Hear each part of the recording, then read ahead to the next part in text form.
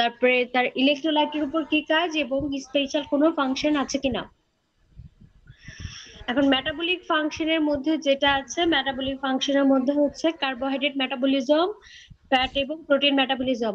Carbohydrate মেটাবলিজমে আগেই বলছিলাম যে একমাত্র ইনসুলিন গ্লুকোজ লেভেল কমাবে, এছাড়া বাকি যত হরমোন আছে সবাই গ্লুকোজ লেভেল বাড়াবে।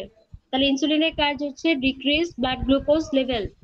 এখন ইনসুলিন কিভাবে ব্লাড গ্লুকোজ কমাবে?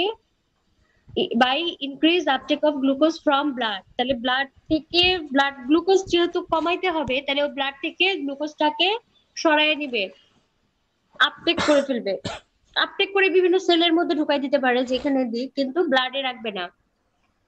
তারপরে কি করবে? গ্লাইকোজেনোলাইসিস। গ্লাইকোজেন ভাঙলে গ্লুকোজ হবে, গ্লাইকোজেন ভেঙে। তাহলে গ্লাইকোজেন ও তো আর গ্লুকোজ তৈরি করতে চাইবে না, ও চাইবে না উল্টা গ্লুকোজ যাতে তৈরি না হয়, বা গ্লুকোজ থেকে অন্য কোনো কিছু তৈরি করা যায় কিনা, যেহেতু ও গ্লুকোজ কমাতে চাইবে ব্লাডে। তাহলে গ্লাইকোজেনোলাইসিসটাকে সে বন্ধ করবে, ইনহিবিট করবে, যাতে গ্লাইকোজেন থেকে গ্লুকোজ তৈরি হতে না পারে। গ্লাইকোজেনেসিসকে স্টিমুলেট করবে, তার মানে কি গ্লুকোজ থেকে যাতে গ্লাইকোজেন তৈরি হয়। গ্লুকোজ থেকে গ্লাইকোজেন তৈরি হয়ে গেলে ব্লাডে তো আর গ্লাইকোজেন পাওয়া যাবে না, মানে গ্লুকোজ পাওয়া যাবে না, অন্য জিনিস পাওয়া যাবে। তাহলে ও কি করবে? গ্লাইকোজেনেসিসটাকে স্টিমুলেট করবে। গ্লাইকোলাইসিস, গ্লাইকোলাইসিস মানে কি? গ্লুকোজ ভাঙবে, গ্লুকোজ ভেঙে ল্যাকটিক অ্যাসিড অথবা পাইরুভিক অ্যাসিড হবে, তাহলে গ্লুকোজ পাবে না। তাহলে ও গ্লাইকোলাইসিসটাকে স্টিমুলেট করবে। আর গ্লুকোনিওজেনেসিস, নন কার্বোহাইড্রেট সোর্স থেকে গ্লুকোজ তৈরি করা, ও তো চাইবে না যে গ্লুকোজ তৈরি হোক, তাহলে গ্লুকোনিওজেনেসিসকে ইনহিবিট করবে। এটা হচ্ছে কার্বোহাইড্রেট মেটাবলিজমে ইনসুলিনের কাজ। এবার আসুন ফ্যাট মেটাবলিজম। ফ্যাট মেটাবলিজমে ওর রোল হচ্ছে অ্যানাবলিক, তার মানে ফ্যাট সিনথেসিস করে। তাহলে ইনসুলিন কি করবে? Insulin promotes fatty acid synthesis, তাহলে ইনসুলিনটা ফ্যাটি অ্যাসিড সিনথেসিসকে প্রমোট করবে। এছাড়া কি করবে? ইনসুলিন ফ্যাট স্টোরেজ করবে, অ্যাডাইপোজ টিস্যুতে ফ্যাটটাকে জমা করবে, গ্লিসারল সিনথেসিস করবে এবং লিপিড ভাঙাকে বন্ধ করবে। যেহেতু ওর কাজই হচ্ছে লিপিড তৈরি করা, সো লিপিড ভাঙা বন্ধ করবে, ডিক্রিজ লাইপোলাইসিস এবং কিটোজেনেসিসটাকেও ডিক্রিজ করবে। তাহলে এই হচ্ছে ফ্যাট মেটাবলিজমে কাজ। আর প্রোটিন মেটাবলিজমেও তার রোল হচ্ছে অ্যানাবলিক, তার মানে প্রোটিন সিনথেসিস করতে সাহায্য করবে। সে কি করতেছে? It increases transport of amino acid to the cell. তাহলে সে সেলের মধ্যে অ্যামাইনো অ্যাসিড ট্রান্সপোর্ট করতেছে, নিয়ে যাচ্ছে। সেলের মধ্যে অ্যামাইনো অ্যাসিড যত ঢুকবে তত নতুন অ্যামাইনো অ্যাসিড থেকে প্রোটিন তৈরি হবে। তাহলে it increases protein synthesis, protein synthesis বাড়ায়। ডিক্রিজেস প্রোটিন ব্রেকডাউন, প্রোটিন ভাঙাকে কমায়। তাহলে প্রোটিনের উপর তার রোল হচ্ছে অ্যানাবলিক। আর পটাশিয়ামের তার রোল কি? পটাশিয়ামের রোল হচ্ছে পটাশিয়াম লেভেলটাকে রেগুলেট করে, ইট রেগুলেটস পটাশিয়াম লেভেল। আচ্ছা, কি করে? সে পটাশিয়ামটাকে সেলের মধ্যে এন্ট্রি করায়। আর এটার স্পেশাল কাজ কি? স্পেশাল কাজ হচ্ছে গ্রোথে সাহায্য করে, সেলের গ্রোথে সাহায্য করে। তাহলে এগুলা হচ্ছে ইনসুলিনের ফাংশন। আর বুঝতে পারছেন ইনসুলিন ফাংশন? জি ম্যাম। আচ্ছা, এখন ডিসঅর্ডার কি কি? ইনসুলিন সিক্রেশনের ডিসঅর্ডার হচ্ছে হাইপোফাংশন এবং হাইপার ফাংশন। যদি ইনসুলিন কম সিক্রেট হয় তখন কি হবে? আর ইনসুলিন বেশি সিক্রেট হলে কি হবে? ইনসুলিনের কাজ হচ্ছে ব্লাডে গ্লুকোজ কমানো। তাহলে ইনসুলিন যদি না থাকে বডিতে, তাহলে ব্লাডে গ্লুকোজ বেড়ে যাবে। আর ব্লাডে যখন গ্লুকোজ বেড়ে যায় ওটাকে কি বলে? Diabetes mellitus. মেলিটাস। তবে ইনসুলিন যদি কম সিক্রেশন হয় তাহলে সেক্ষেত্রে ডায়াবেটিস হবে। এবার হাইপার ফাংশন, ইনসুলিন বেশি সিক্রেট হচ্ছে। ইনসুলিন বেশি কখন? এটাকে কি বলে? হাইপার ইনসুলিনিজম বা ইনসুলিনোমা। কখন বেশি সিক্রেট হয়? কোনো কারণে যদি টিউমার হয়। আচ্ছা, তাহলে এটা গেল ডিসঅর্ডার অফ ইনসুলিন সিক্রেশন। এরপরে যেটা পড়তে হবে সেটা হচ্ছে ডায়াবেটিস মেলাইটাসের ডিটেলস পড়তে হবে। আচ্ছা, ডায়াবেটিস থেকে সবই পড়বো। ডায়াবেটিসটা আপনার ডিসকাস অ্যাবাউট ডায়াবেটিস মেলাইটাস আসছে, শর্ট নোট আসতে পারে, ডায়াবেটিস থেকে অনেক কোশ্চেন যে কোনো কিছুই আসতে পারে। তাহলে আমরা ডায়াবেটিস এর একদম ডিটেলস পড়বো। বের করেন ডায়াবেটিসটা।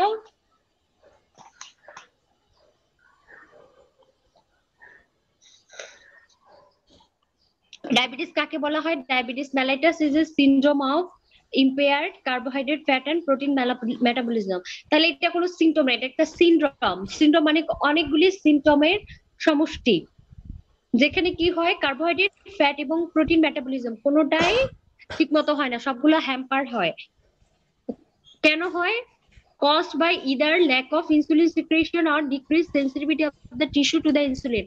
কারণ হচ্ছে হয়তো কোনো কারণে বডিতে ইনসুলিন সিক্রেশন হলো না, এটা হতে পারে। আর আরেকটা হতে পারে বডিতে ইনসুলিন ঠিকই আছে কিন্তু ইনসুলিনটা টিস্যুতে কাজ করতে পারতেছে না, টিস্যুর ইনসুলিনের প্রতি সেনসিটিভিটি কমে গেছে। তাহলে এটাকে বলে ডায়াবেটিস মেলাইটাস। তাহলে এটা একটা সিনড্রোম যেখানে কার্বোহাইড্রেট প্রোটিন ফ্যাট কোনোটাই ঠিকমতো মেটাবলিজম হবে না। কেন হবে না? কারণ বডিতে ইনসুলিন তৈরি হয়নি, অথবা ইনসুলিন তৈরি হয়েছে ঠিকই কিন্তু টিস্যু ইনসুলিনটাকে ইউজ করতে পারতেছে না।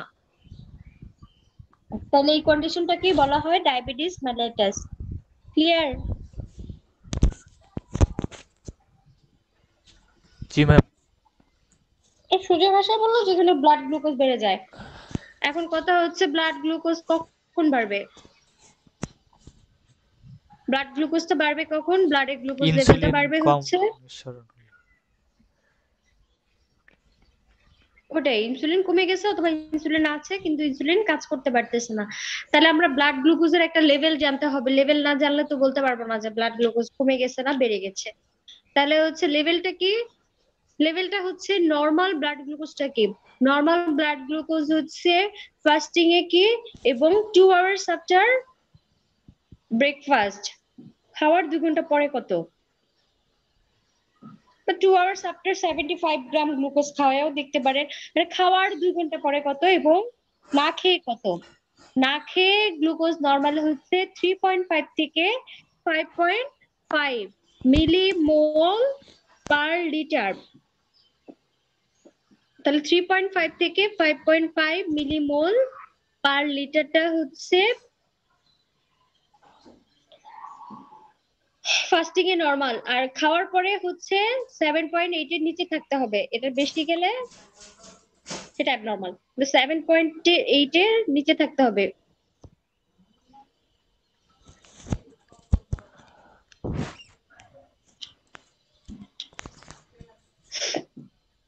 আচ্ছা, তারপরে হচ্ছে ডায়াবেটিস মেলাইটাস।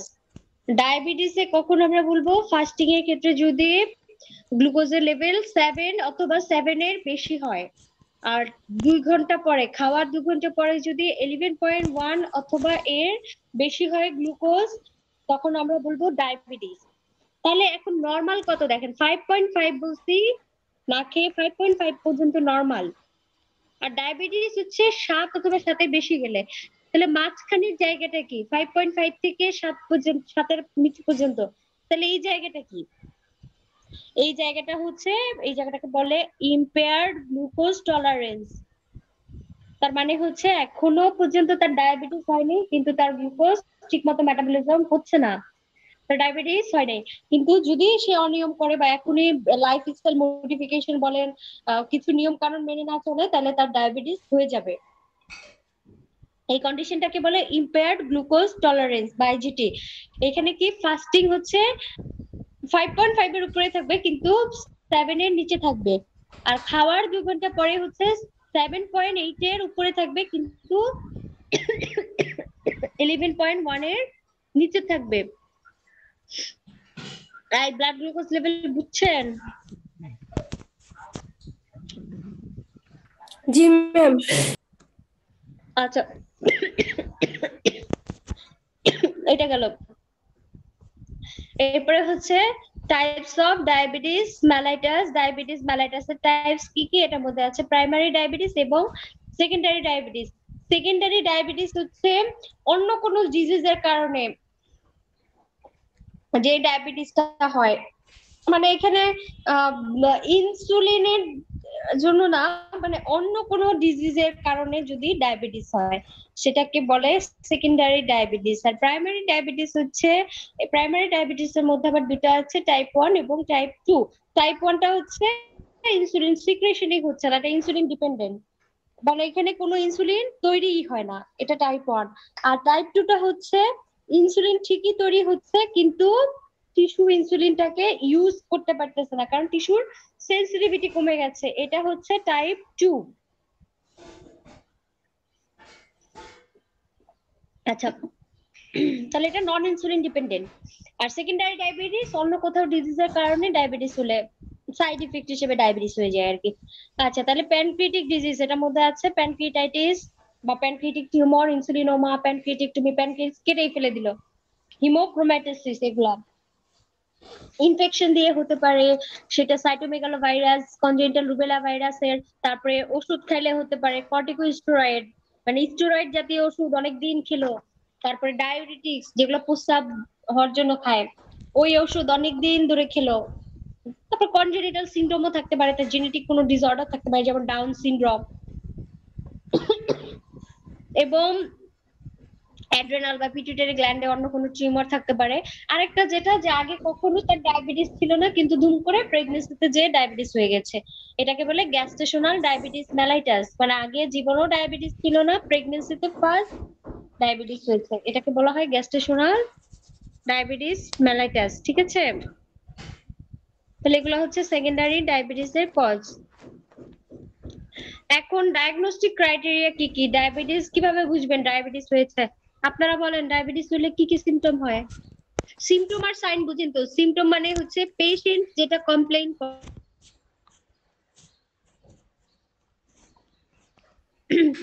আর সাইন মানে হচ্ছে আপনি নিজে যেটা দেখতে পাবেন।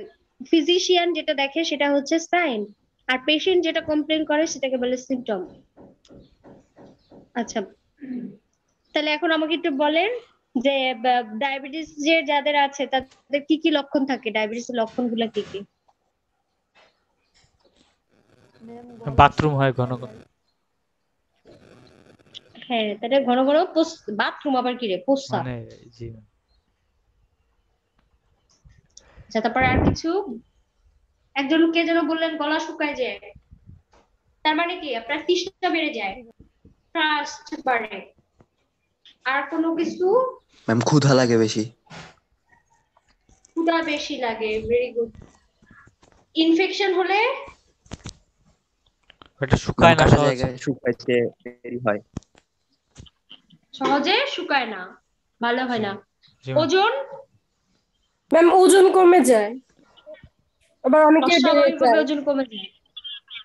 বেড়ে যায় না, ওজন ম্যাম বেশি ওজন থাকলে বেড়ে যায়। ডায়াবেটিস হতে পারে, বেড়ে যায় না। ওজন যখন আপনার বেশি থাকবে তখন আপনার ডায়াবেটিস হবে, কিন্তু ডায়াবেটিস একবার হয়ে গেলে তখন ওজন হু হু করে কমে যায়, কিন্তু সেটা স্বাভাবিক ওজন কমা না, অস্বাভাবিক ওজন কমায়।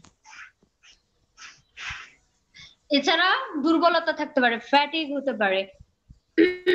আচ্ছা, তাহলে ডায়াবেটিসের সিমটম গুলো এটাই। ক্লিনিক্যাল সিমটমের মধ্যে আছে পলিউরিয়া, ইউরিনটা বেশি বেশি যাবে, পলিডিপসিয়া, তৃষ্ণা বেশি লাগবে, পলিফেজিয়া, ক্ষুধা বেশি লাগবে, ফ্যাটিক মানে টায়ার্ড হয়ে যাবে, ট্যাকিকার্ডিয়া এটা সাইন, যখন পালস দেখা যাবে পালসটা বেড়ে যাবে, এবং লস অফ ওয়েট। আর ইনফেকশন হলে, ইনফেকশন ভালো হয় না যেটাই হোক, এগুলো হচ্ছে তার সিমটম বা সাইন যেটাই বলেন। এরপরে আমরা কনফার্ম হব কিভাবে? কনফার্ম হওয়ার জন্য হচ্ছে ইনভেস্টিগেশন করতে হবে। এখন ইনভেস্টিগেশনটা কি?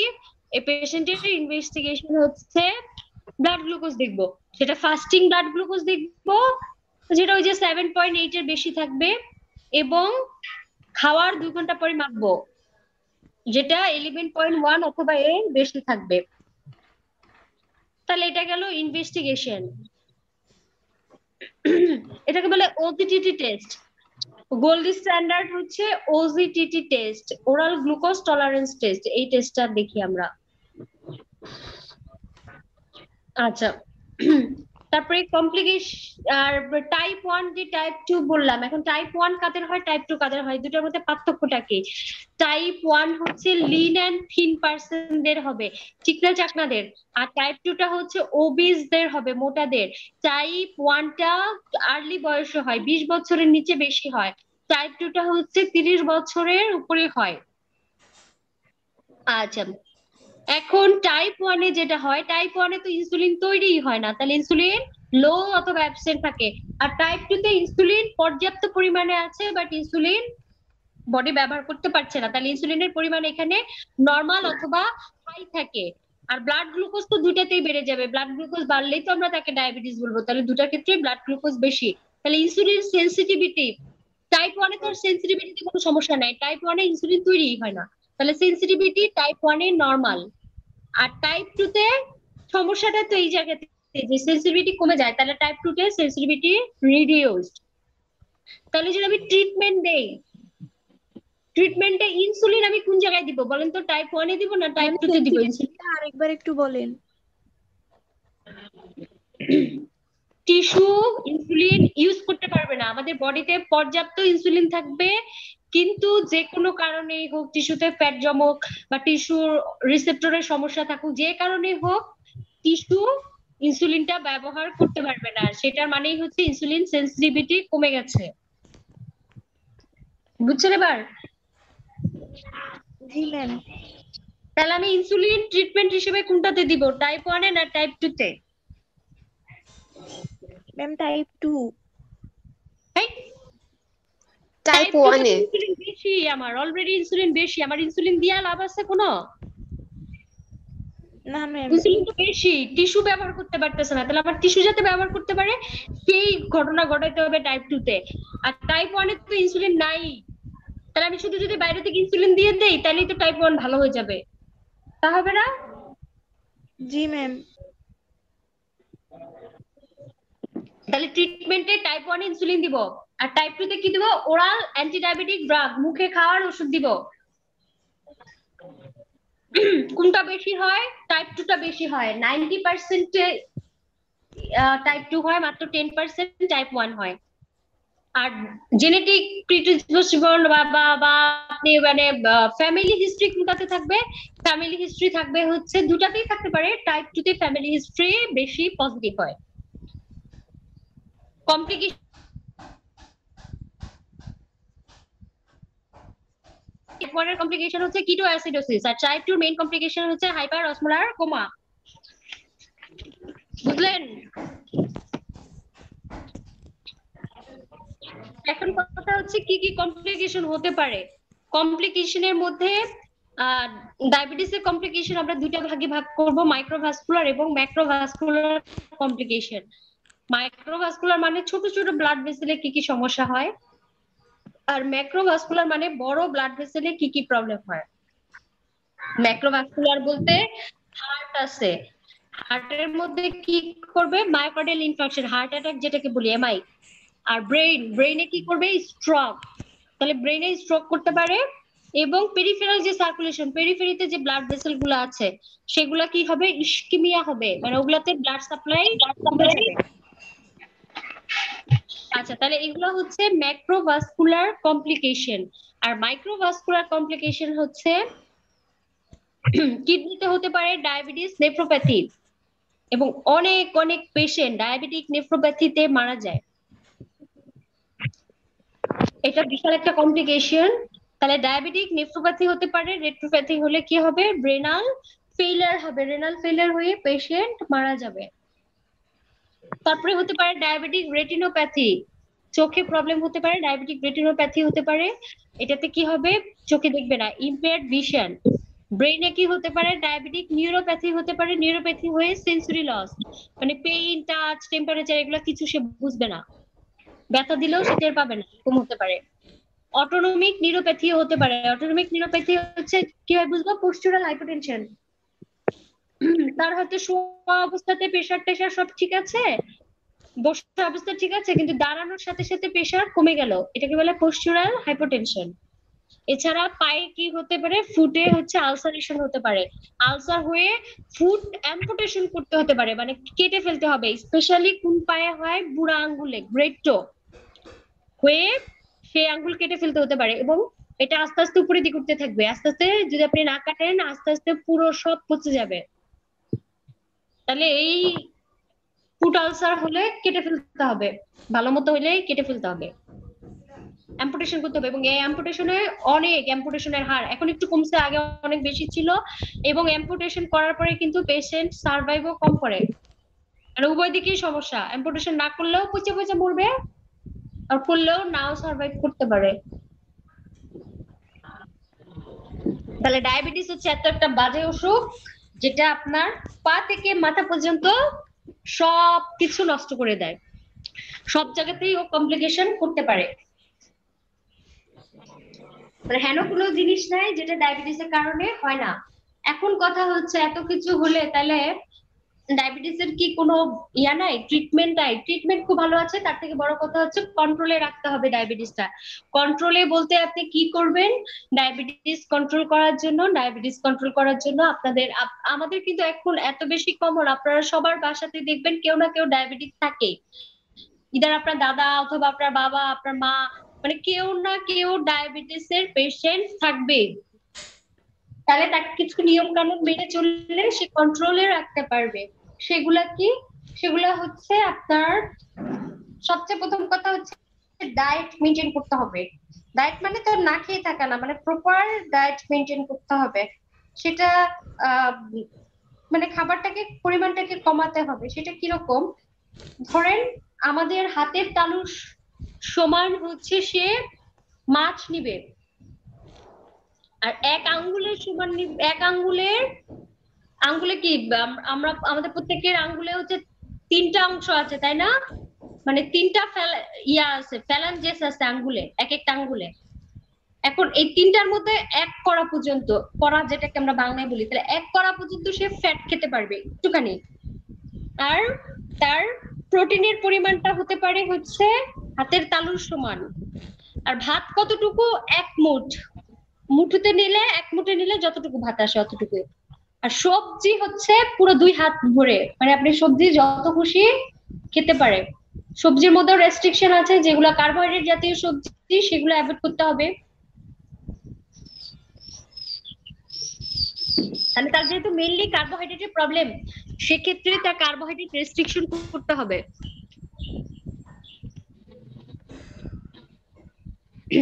এবং সে ভাত যদি এক মুঠো না খায় তাহলে সে রুটি খেতে পারবে। রুটিও তো অগণিত রুটি খাওয়া যাবে না, 2টা রুটি খেতে পারবে ম্যাক্সিমাম।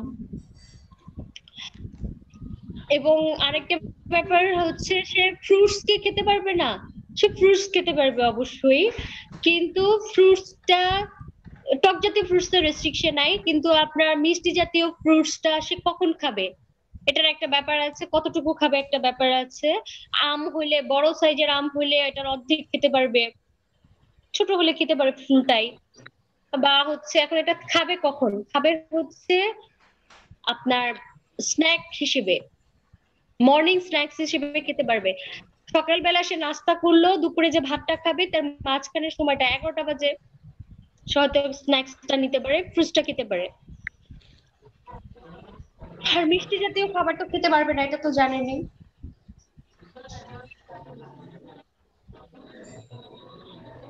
তাহলে এগুলো গেল ফ্রুটস এর মানে খাবার দাবারের ব্যাপার স্যাপার। এরপরে যেটা এক্সারসাইজের একটা ব্যাপার আছে। এক্সারসাইজটা কিরকম? এক্সারসাইজটা হচ্ছে তাকে ডেইলি, সপ্তাহে অ্যাটলিস্ট 5 দিন হাঁটবে সে, 30 মিনিট করে ঘাম ঝরানো। এটা আরো ক্যালকুলেশন আছে, ওটা আপনারা এত বুঝতে পারবেন না। 30 মিনিট করে ঘাম ঝরানো হাঁটা হাঁটবে অ্যাটলিস্ট সপ্তাহে 5 দিন। তাহলে এটা গেল এক্সারসাইজ। এখন ডায়াবেটিসের কিছু রিস্ক ফ্যাক্টর আছে, এটা তো বললামই। এই রিস্ক ফ্যাক্টর গুলো মানে তার লাইফ স্টাইল মডিফিকেশন করতে হবে, সোজা কথা তার লাইফ স্টাইল চেঞ্জ করতে হবে। স্যাডেন্টারি, শুয়ে বসে দিন কাটানো যাবে না, একটু পরিশ্রম করতে হবে ডায়াবেটিস হলে। আর বা আপনার ডায়াবেটিসের যারা রিস্ক আছে তাদের মধ্যে হচ্ছে একটা হলো ধর আপনার ফ্যামিলি হিস্ট্রি পজিটিভ, আপনি এক পা আগায় দিলেন ডায়াবেটিসের দিকে, আপনার বাবার ডায়াবেটিস আছে, আপনার দাদার আছে, আপনি এক পা আগায় গেছেন অলরেডি ডায়াবেটিসের, তাহলে ফ্যামিলি হিস্ট্রি একটা বিশাল ফ্যাক্টর। আপনার ওয়েট বেশি, আপনি আরেক পা আগাইছেন ডায়াবেটিসের দিকে। আপনার সেডেন্টারি লাইফস্টাইল, সারাক্ষণ শুয়ে বসে দিন কাটান, আরেক পা আগায় দিচ্ছেন ডায়াবেটিসের দিকে। এছাড়া stressful life, smoking, alcohol intake, তাহলে এগুলোর হিস্ট্রি থাকলে আপনি ডায়াবেটিসের দিকে আরেক পা আগায় চলে গেছেন। প্রত্যেকটা এক একটা পয়েন্ট অ্যাড করে, আর এগুলো হচ্ছে ডায়াবেটিসের রিস্ক ফ্যাক্টর।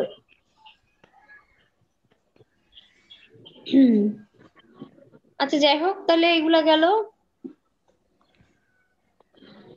আর তো মনে হয় কিছু নাই ডায়াবেটিস। তারপরে ট্রিটমেন্ট তো আপনাদের এত শেখার দরকার নেই। ট্রিটমেন্ট বলতে গেলে দুটা কথা মনে রাখেন, একটা ইনসুলিন আর একটা ওরাল অ্যান্টিডায়াবেটিক। ডায়াবেটিস কিন্তু শেষ। জি ম্যাম। ডায়াবেটিস ভালো মতো পড়েন।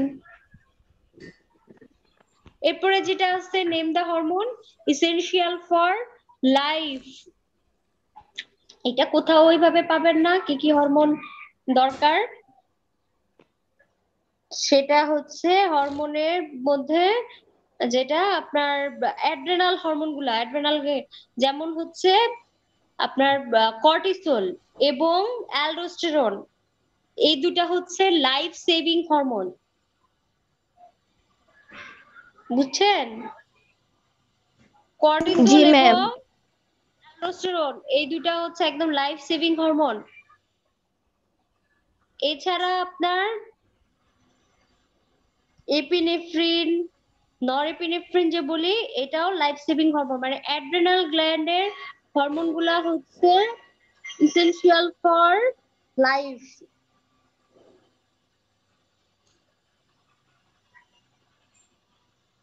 বুঝছেন? জি ম্যাম। আচ্ছা,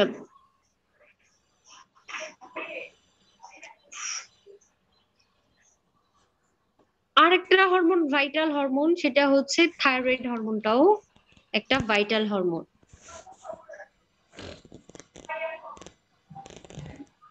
কিন্তু মেইন হচ্ছে কর্টিসল, অ্যালডোস্টেরন, তারপরে থাইরয়েড হরমোন, এগুলা হচ্ছে আপনার বডির ভাইটাল হরমোন। এবং প্যারাথরমোন, প্যারাথরমোন কিন্তু খুবই ভাইটাল। প্যারাথাইরয়েড হরমোনও ভাইটাল একটা হরমোন।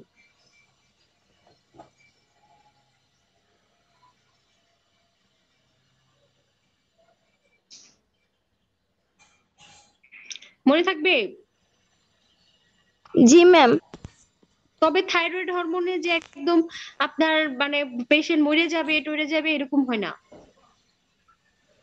কিন্তু যদি আপনার অ্যালডোস্টেরন, কর্টিসল, প্যারাথাইরয়েড না থাকে, তাহলে পেশেন্ট একদম উপরে চলে যাবে। সো এগুলা কিন্তু ইসেনশিয়াল লাইফের জন্য। উফ, আচ্ছা, তারপরে কি hormone of adrenal gland. Adrenal গ্ল্যান্ডের হরমোন তো আগেই পড়ছেন, অ্যাড্রেনাল কর্টেক্স, অ্যাড্রেনাল মেডুলা। কর্টেক্সের মধ্যে আবার তিনটা, জোনা গ্লোমেরুলাসা, জোনা রেটিকুলারিস, জোনা ফ্যাসিকুলাটা। আর মেডুলার হরমোনের মধ্যে এপিনেফ্রিন, নরএপিনেফ্রিন এবং ডোপামিন। আর জোনা গ্লোমেরুলাসার মেইন হরমোন অ্যালডোস্টেরন, জোনা ফ্যাসিকুলাটার মেইন হরমোন কর্টিসল এবং জোনা রেটিকুলারিসের মেইন হরমোন হচ্ছে অ্যান্ড্রোজেন। বাকিগুলো শিখবেন, যেগুলা যেগুলা দেয়া আছে আগে পড়ছেন। তাহলে এটা গেল অ্যাড্রেনাল গ্ল্যান্ডের হরমোন।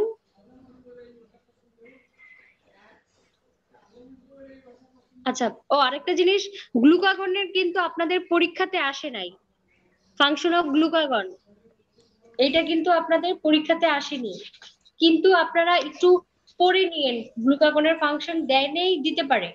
গ্লুকাগনও common hormone. আমি একটু বলে যাই, হ্যাঁ, গ্লুকাগনের ফাংশনটা একটু বের করেন, আমি বলে দেই গ্লুকাগনের ফাংশন, যদিও পরীক্ষাতে আসে নাই বাট আসতে পারে। Okay ma'am.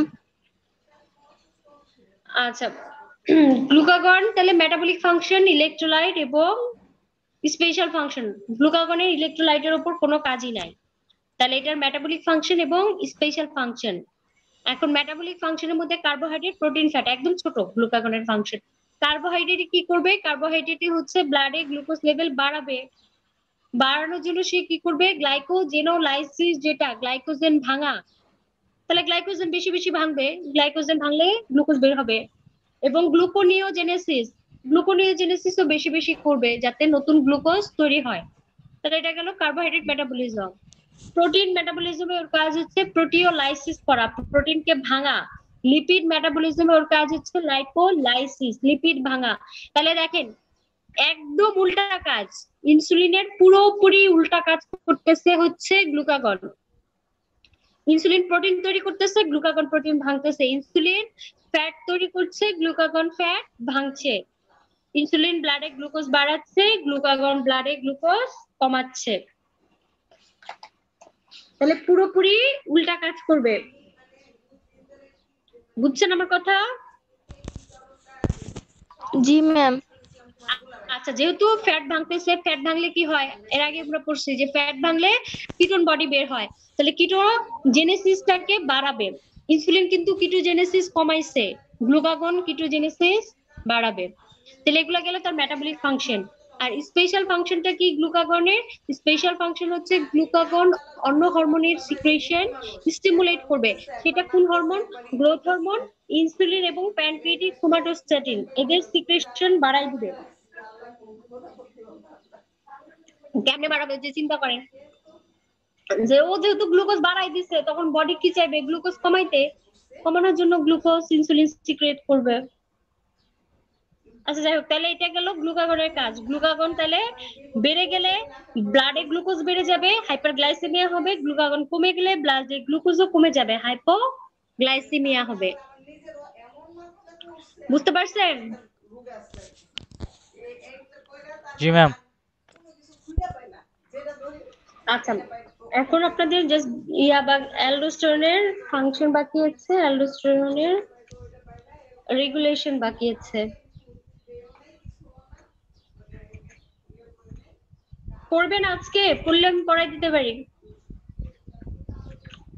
না ম্যাম, আজকে আর না। আচ্ছা ঠিক আছে, তাহলে নেক্সট ক্লাসে বাকিটুকু। আচ্ছা থাকেন তাইলে। জি আসসালামু আলাইকুম ম্যাম। আপনাদের শুনেন, আপনারা কত দূর পর্যন্ত জমা দিছিলেন অ্যাসাইনমেন্ট?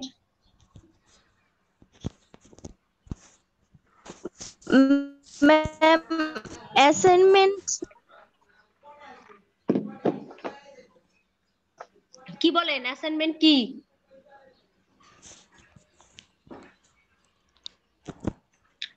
অ্যাসাইনমেন্ট কোনটা পর্যন্ত দিছিলেন জমা? ম্যাম ওই যে প্রথম যেটা পড়াইছিলেন ওইটা ম্যাম দিছিলেন। শুধু জেনারেল ফিজিওলজি দিছেন, আর কোনটা জমা দেননি ম্যাম আপনারা? ডাইজেস্টিভ সিস্টেম পর্যন্ত। আমরা ডাইজেস্টিভ সিস্টেম, মেটাবলিজম বাকি আছে, আর বাকিগুলো আমরা জমা দিয়েছি। তাহলে আবার প্রথমটা বলতেছে কে? ম্যাম এই যারা নতুনরা কোনটা জমা দিছেন?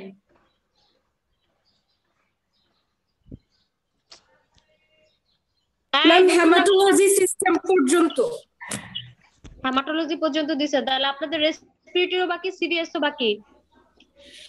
জি ম্যাম। আচ্ছা তাহলে আপনারা এটা পরে দিবেন, কিন্তু এখন ডাইজেস্টিভ নেক্সট উইকে। আজকে কি বার? আজকে হচ্ছে মঙ্গলবার ম্যাম। মঙ্গলবার। হ্যাঁ বুঝছি, মঙ্গলবার।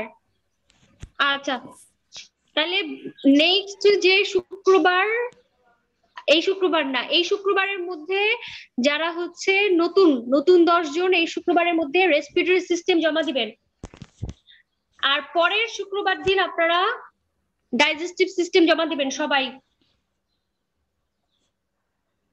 পরের শুক্রবারের মধ্যে ডাইজেস্টিভ জমা দিবেন। বুঝছেন আমার কথা? Okay ma'am. জি ম্যাম। এই শুক্রবারের মধ্যে রেসপিরেটরি সিস্টেম জমা দিব। হ্যাঁ হ্যাঁ, এটা হচ্ছে নতুন যারা এবং আগে যারা জমা দেন নাই, পুরাতন